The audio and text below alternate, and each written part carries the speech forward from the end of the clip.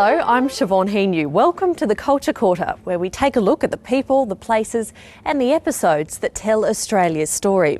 Coming up, for the love of libraries. People say that they love being in libraries because libraries are open, accessible and equitable.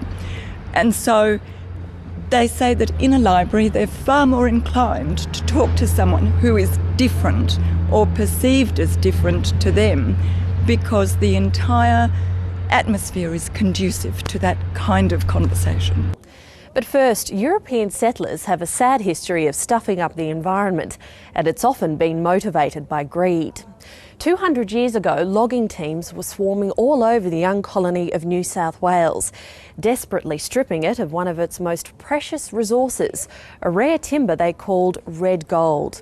Today, you'd be hard-pressed to find any Australian red timber trees left standing. Such was the logging fever of the 1800s. Craig Allen scoured Canberra from one end to the other to find every nugget of this red gold he could lay his hands on. I talk to the trees, but they don't listen to me. I talk to the stars, but they never hear me. For much of my life, I've been fascinated by trees and the stories they have to tell. To some, they're a link back to our natural environment, while to others, they're a natural resource to be exploited. Now, here's an example of a tree that's captivated Australia on both levels for well over 200 years. It's a red cedar, and this one's growing a little out of place at the National Botanic Gardens. As a living tree, it's a thing of beauty, but as a cut timber, it's one of Australia's most coveted. They didn't call it red gold for nothing. The big cedar forests once stretched from Wollongong up the coast to tropical North Queensland. It was, quite simply, the must-have timber of the 19th century, and it became so valuable it sparked logging wars. Within 100 years, though, the booming industry had gone bust. By the time this film was shot in the 1960s, the cedar loggers were a dying breed. Today, scant pockets of red cedar remain protected in national parks and reserves. It might seem unusual to find one of the trees thriving in Canberra, but there's a stronger link to the national capital than many people would think.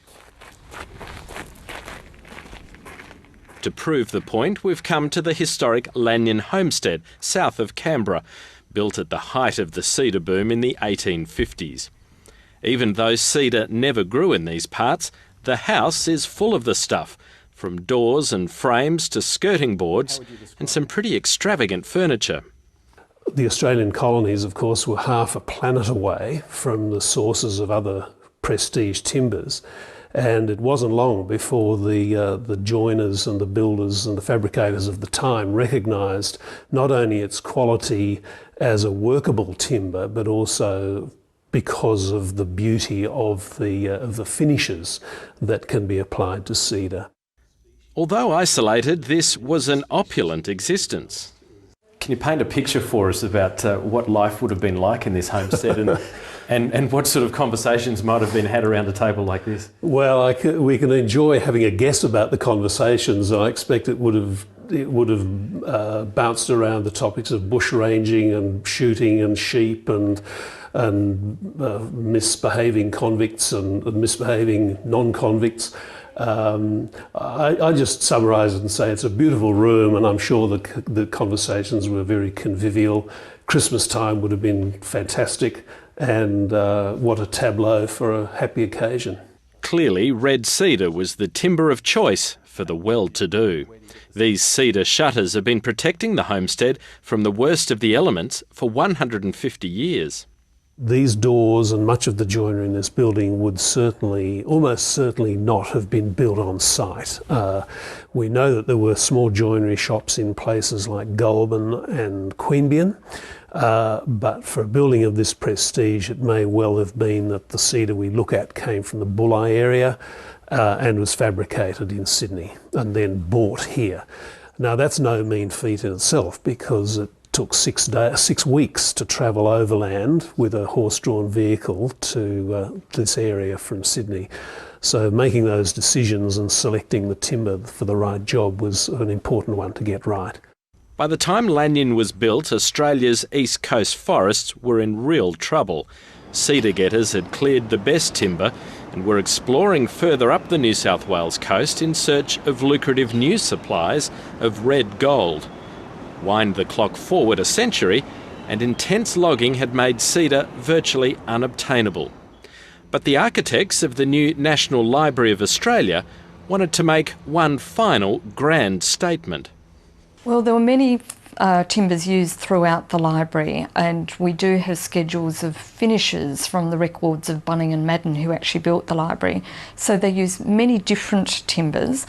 Unfortunately, we haven't been able to find anything that tells us why they chose cedar for this reading room instead of choosing black bean as they did for the cinema. At the time, it was seen as the height of modernity. There was no sense in which the library was trying to recreate a reading room in an Oxford University library or the British Library. It's very Australian, open, light, modern, but also has a bit of the sense of the sacramental to me. The manuscript reading room was always meant to be a place apart, with space to pore over Cook's Endeavour Journal or Patrick White's personal papers, or perhaps the score of the 1930s musical, The Cedar Tree. And to reflect the library's priceless collection, one of Australia's scarcest timbers. It was the last significant use of red cedar anywhere in the country. When we bring people into the reading room, we often make that point that there is unlikely to ever be a use of Australian cedar like this again.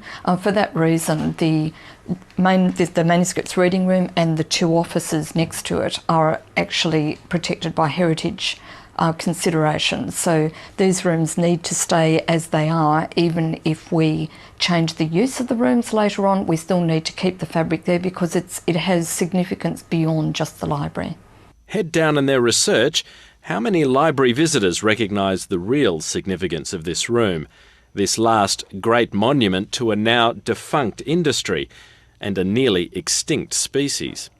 The cedar forests may be gone, but a heritage refurbishment will soon allow these timbers to shine on for decades to come. I think when you look at it, when it's used for the book shelving, for our reference shelves as well as the walls, you can see that you can use quite a lot of it without it being too enclosing, especially in a larger room. In a small room like the one we're in my office, it does feel rather enclosing at times.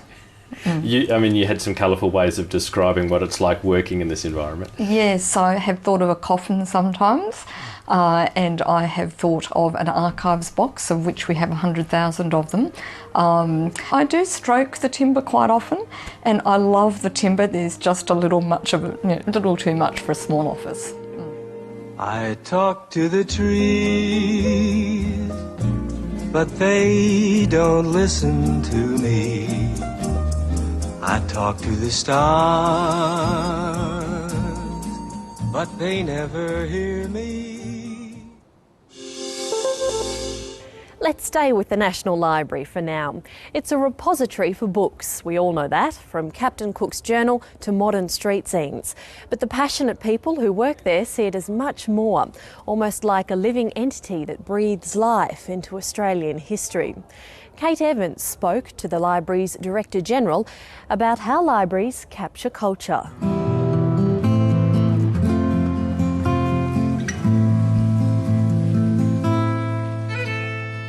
I happen to believe that there is such a thing as a public good and that governments do an enormous amount on behalf of that public good. And one of the ways that that is expressed is through institutions like this one. It talks to Australians about our history, about our achievements, about politics, about dance, about music, about writing, about what it has been like to be an Australian and to explore, I guess, the challenges and opportunities that have been presented by living in this country for thousands of years. Is it possible to define national identity through these institutions? I think in many ways we are the embodiment of national identity, however it has been described over the years. And you would say that these institutions sort of help us have that conversation about... Yes.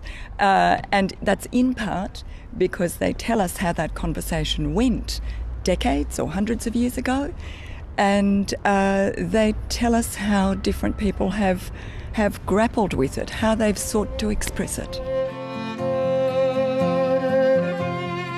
I think another thing that is worth saying is that research done in Australia about libraries in general demonstrates that people say that they love being in libraries because libraries are open, accessible and equitable.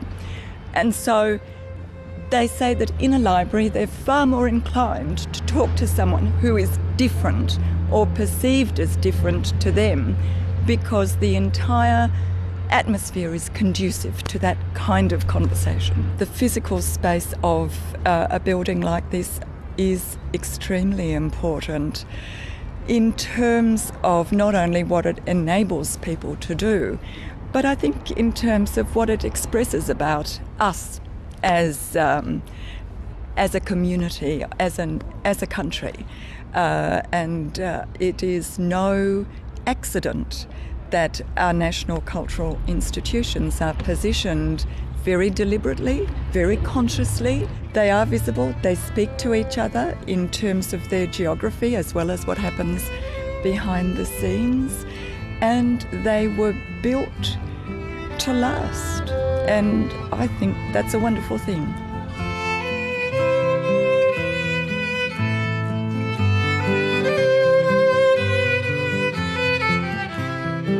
Well, that's all for this episode. I'm Siobhan Henu. Thanks for joining me on the Culture Quarter.